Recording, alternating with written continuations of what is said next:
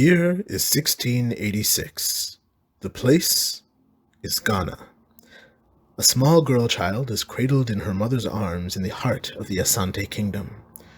Staring down at this innocent, beautiful child, no one could know the force that she would grow into a world away, in a place where many were condemned to a living death under the whip of enslavement.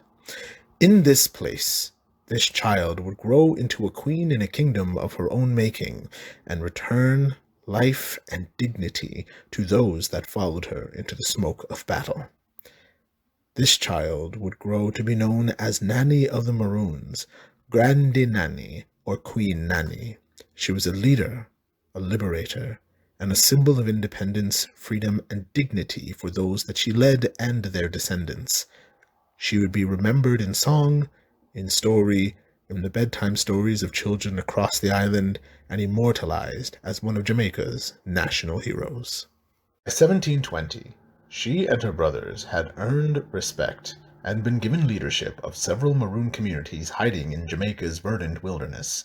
Maroon is an anglicization of the Spanish word cimarron, meaning wild pig.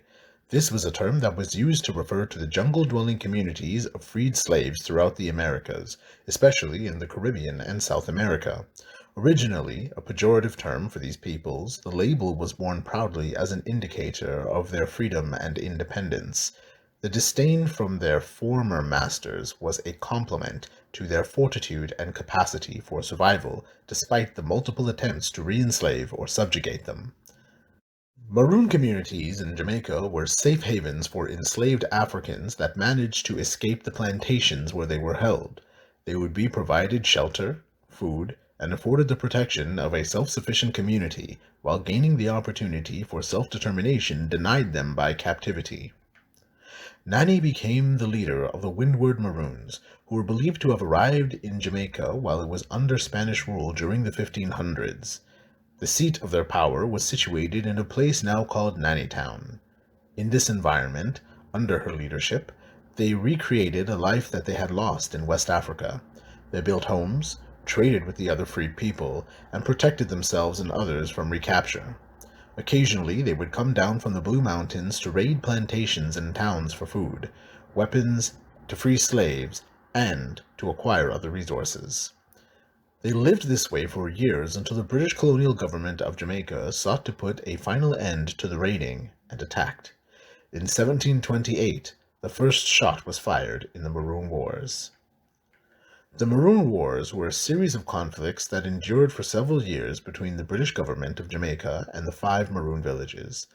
The conflict began in 1728, when British soldiers, led by Captain Stoddart, were set into the jungles to find and subjugate the Windward Maroons of Nannytown. The Maroons could not be chained again. A staunch believer in her traditional faith, she often used it as a means to encourage her people and appeal to their ancestors and traditional gods for strength. This strength was something that they were granted. Nanny's warriors were masters of camouflage. Taking lessons from their warrior traditions of West Africa, they would cover themselves in branches and leaves, hiding amongst the foliage and awaiting the opportunity to ambush the enemy. The terrain they made the use of heavy artillery untenable, and so the British would have to traverse the bush with only the weapons they could carry at hand. This reduced the asymmetry between the two opposing sides. Initially, the ambushes were successful. When the gunpowder flashed and the saber met the machete, the Maroons were often successful in turning back the invading forces.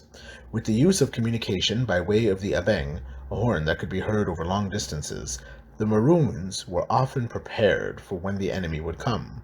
Under her leadership, they also used feigned retreats, luring enemies into deep ravines where they would be shot and cut down by waiting Maroons hiding in the trees under camouflage.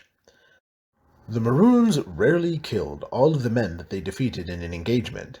They always left just a few to tell the tale of the violence that they experienced at the hands of these men in the bush.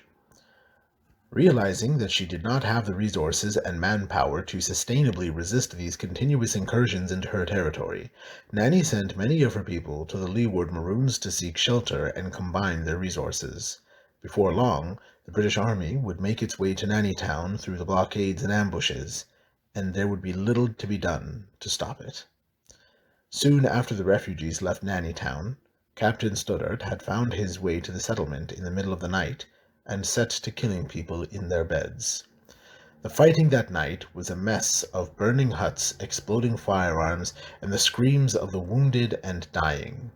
While the destruction of Nanny Town was never seen through, the Windward Maroons were forced to sign a treaty in 1734, ending the First Maroon War.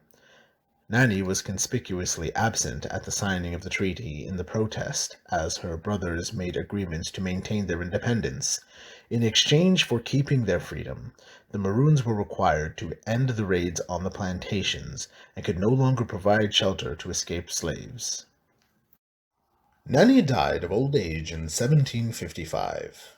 The uneasy peace brokered between the Maroons and the British government would endure until close to the end of the 18th century, when the Second Maroon War took place.